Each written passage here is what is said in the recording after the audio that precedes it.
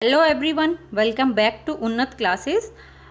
आज की वीडियो में हम DSSB का जर्नल पेपर मतलब जो फर्स्ट पेपर होता है उसमें जर्नल अवेयरनेस के क्वेश्चंस आते हैं, उनके कुछ क्वेश्चंस को हम डिस्कस करेंगे। इनके कुछ क्वेश्चन हम पिछले वीडियोज में डिस्कस कर चुके हैं। अगर आपने अभी तक नहीं देखा है तो लिंक डिस्क्रिप्शन बॉक्स में दिया गया है, आप जाके चेकआउट कर सकते हैं। तो देखते हैं कि जर्नल अवेयरनेस के क्वेश्चंस, ये प्रीवियस ईयर क्वेश्चन पेपर है। तो इसका फर्स्ट क्वेश्चन है, मेवाड़ त्योहार को किस ऋतु के आगमन को चिन्हित करने के लिए मनाया जाता है? तो मेवाड़ त्योहार होता है वो बसंत ऋतु के आगमन पर मनाया जाता है। बसंत ऋतु का आगमन मोस्टली चैत्र मास जब आता है, मार्च अप्रैल के लगभग, तो मार्च अप्रैल में चैत्र मास का आगमन जब होता है और उसी समय चैत्र मास में बसंत ऋतु का आगमन होता है, तब मेवाड़ महोत्सव मनाया जाता है। अगला प्रश्न है, निम्नलिखित में से कौन सी एक लोक गायन शैली है जिसमें प्राचीन भारतीय महाकाव्य महाभारत की कहानियों का वर्णन शामिल है? तो वो पंडवानी शैली है, जिसमें कि महाभारत के महाकाव्य और महाभारत की कहानियों का वर्णन होता है। पंडवानी शैली लोक गायन शैली है मुख्यतः, जिसे महाकाव्य और महाभारत की कहानियों का वर्णन किया जाता है। इसके भारत के प्रसिद्ध मतलब प्रतिपादक इसके हैं, जैसे तीजन बाई, ये भारत की प्रसिद्ध पंडवानी शैली की लोक गायन शैली की प्रतिपादक हैं। वैसे ही पुनाराम निषाद हैं, चेतन देवांगन हैं और झाड़ूराम देवांगन, ये भारत के प्रसिद्ध पांडवानी गायन शैली के प्रतिपादक हैं। अगला क्वेश्चन है, गंभीरा नृत्य निम्नलिखित में से किस राज्य से जुड़ा है? तो गंभीरा नृत्य पश्चिम बंगाल से जुड़ा है। गंभीरा बंगाल का एक प्रसिद्ध लोक संगीत है, बंगाल का, और स्पेशली पश्चिम बंगाल में ज़्यादा मतलब इसका प्रचलन है। और एक गंभीरा उत्सव के बारे में ये धारणा है कि ये शिव पूजा के संदर्भ से जुड़ा हुआ है, यानी शिव पूजा से रिलेटेड है। और गंभीर शिव जी का भी एक नाम है, गंभीर शिव जी का नाम है, तो ये शिव पूजा से रिलेटेड है गंभीरा नृत्य, और पश्चिम बंगाल का फेमस है। अगला क्वेश्चन है, ब्रिटिश सरकार द्वारा निर्मित गोल घर स्मारक निम्नलिखित में से किस राज्य में स्थित है? तो गोल घर स्मारक है बिहार में, और इसका गोल घर बिहार में कहाँ? तो बिहार की राजधानी पटना में ये स्थित है। पटना में भी कहाँ? गांधी मैदान के पश्चिम में ये स्थित है। ये बनवाया क्यों था? 1770 में क्या हुआ था कि बिहार में भयंकर सूखा और अकाल पड़ा था और लोग भूखमरी के शिकार हो गए थे, लोग भूखे मर रहे थे। तभी उस समय गवर्नर जनरल थे वॉरेन हेस्टिंग्स। वॉरेन हेस्टिंग्स ने लोगों की ये हालत देखी नहीं गई और उन्होंने ये निर्णय लिया कि एक ऐसी जगह का निर्माण किया जाए जहां अनाज इकट्ठा हो और लोगों को इससे परेशानी ना हो। तो वॉरेन हेस्टिंग्स ने इसका निर्माण 1786 ईस्वी में इसका निर्माण करवाया था, और ये अनाज रखने के लिए गोल घर स्मारक का निर्माण कराया गया था। अगला प्रश्न है, निम्नलिखित में से कौन सा कर राज्य या केंद्र सरकार द्वारा सड़कों और पुलों पर लगाया जाता है? तो टोल टैक्स सड़कों और पुलों पर लगाया जाता है, राज्य सरकार भी लगाती है और केंद्र सरकार भी लगाती है। अगला क्वेश्चन है, एक अर्थव्यवस्था में सामान्य मूल्य स्तर में निरंतर कमी। तो अविस्फीति की अर्थव्यवस्था में सामान्य मूल्य स्तर में निरंतर कमी आती है। अब स्फीति वस्तुओं और सेवाओं के सामान्य मूल्य के स्तर में गिरावट में ये तब होती है जब वार्षिक मुद्रास्फीति की दर यानी 0% से भी नीचे गिर जाती है, तब अविस्फीति की स्थिति उत्पन्न होती है। अगला प्रश्न है, निम्नलिखित में से कौन सा बैंक भारत में बचत खाता शुरू करने वाला पहला बैंक था? बचत खाता स्टार्ट करने वाला तो वो था प्रेसिडेंसी बैंक। प्रेसिडेंसी बैंक 1883 ईस्वी में इसकी स्थापना होती है, और ये बचत खाता प्रणाली स्टार्ट करने वाला पहला भारत का बैंक था, प्रेसिडेंसी बैंक 1883 में।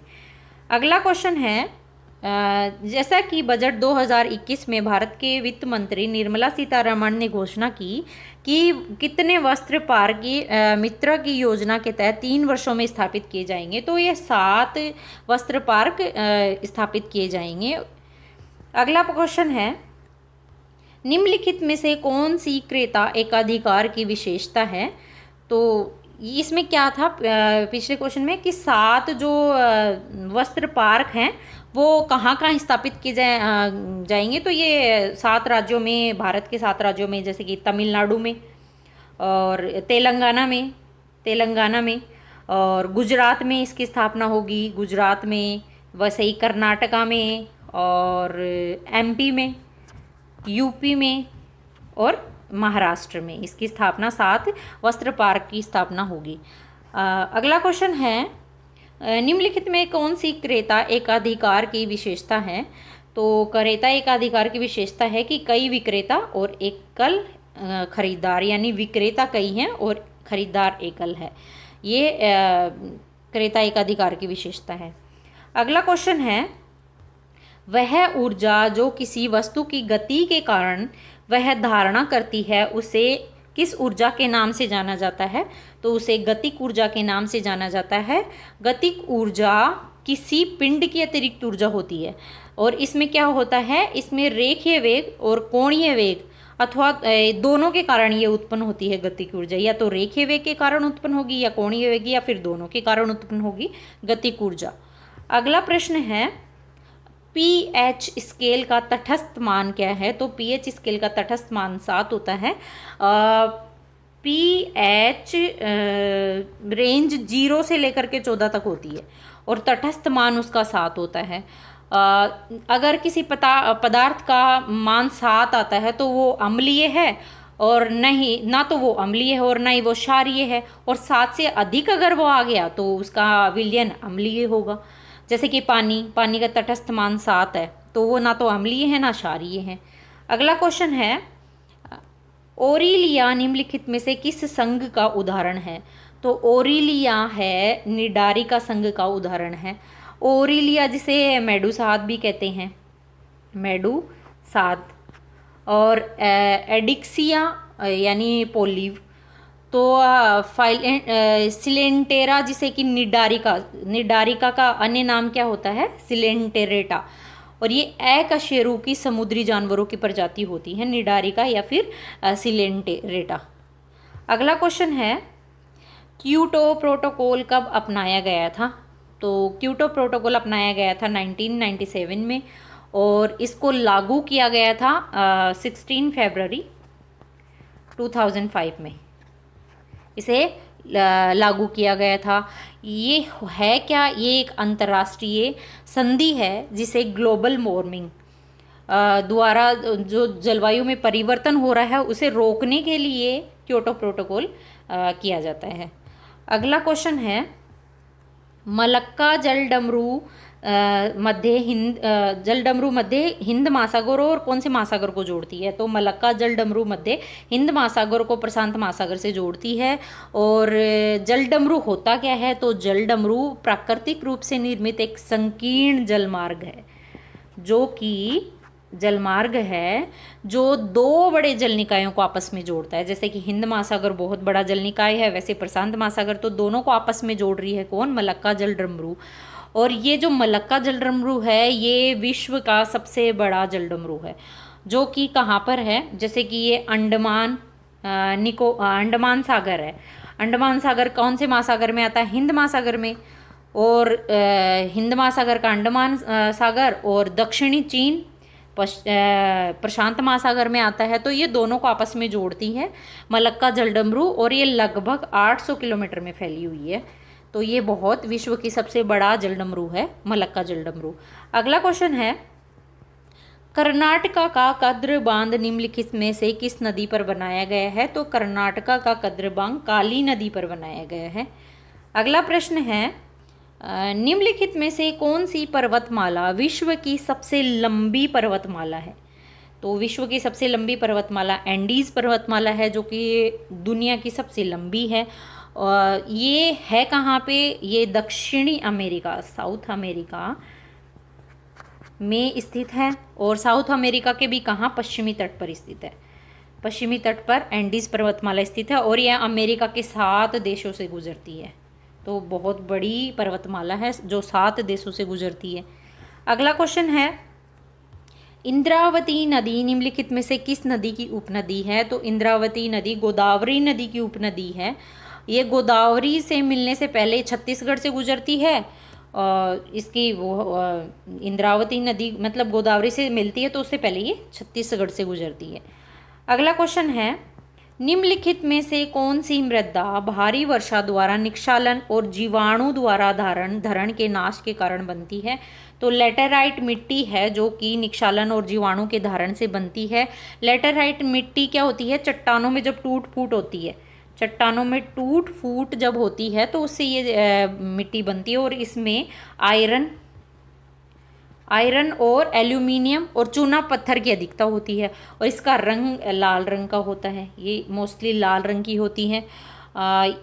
ये कौन सी कृषि के लिए उपयोगी है? तो ये चाय के लिए, कहवा के लिए बहुत उपयोगी मिट्टी है। और भारत में लेटेराइट मिट्टी कहाँ कहाँ पाई जाती है? तो तमिलनाडु में पाई जाती है, कर्नाटका में पाई जाती है, केरला में पाई जाती है, और महाराष्ट्र में, पश्चिम बंगाल में और उड़ीसा में।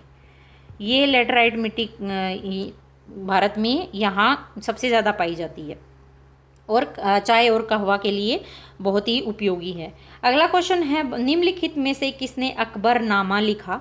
तो अकबरनामा अबुल फजल ने लिखा। और अबुल फजल कौन थे? अकबर के दरबारी इतिहासकार थे। और अकबरनामा का अंग्रेजी में अनुवाद किसने किया था? ये भी बहुत इंपॉर्टेंट क्वेश्चन है। अंग्रेजी में अनुवाद अकबरनामा का किसने किया? तो 20वीं शताब्दी में, 20वीं सदी में अकबरनामा का अंग्रेजी में अनुवाद किया था हेनरी बेवरीज ने। बेवरीज ने इसका अंग्रेजी में अनुवाद किया था अकबरनामा का। अगला प्रश्न है, निम्नलिखित मुगल सम्राटों में से किसने फतेहपुर सीकरी में इबादत खाना बनवाया था? तो इबादत खाना फतेहपुर सीकरी में बनवाया था, अकबर के द्वारा बनवाया गया था 1575 ईस्वी में अकबर ने। और ये इबादत खाना एक प्रार्थना कक्ष था, और अकबर ने इसको 1572 से लेकर 1575 में इबादत खाना का निर्माण किया। अकबर 1572 से लेकर के 1585 तक ने फतेहपुर सीकरी को अपनी राजधानी बनाया था, और इसमें इसको बनवाने में, इबादत खाने को बनवाने में लाल रंग के पत्थरों का इस्तेमाल किया गया है। तो फतेहपुर सीकरी में इबादत खाना अकबर के द्वारा बनवाया गया। तो ये थे हमारे previous year question paper, journal paper का जीके जीएस का पोर्शन। तो आई होप आपको वीडियो पसंद आ रहा होगा। अगर आपने अभी तक चैनल को सब्सक्राइब नहीं किया है तो प्लीज़ चैनल को सब्सक्राइब कीजिए, वीडियो को लाइक कीजिए, शेयर कीजिए और कमेंट कीजिएगा।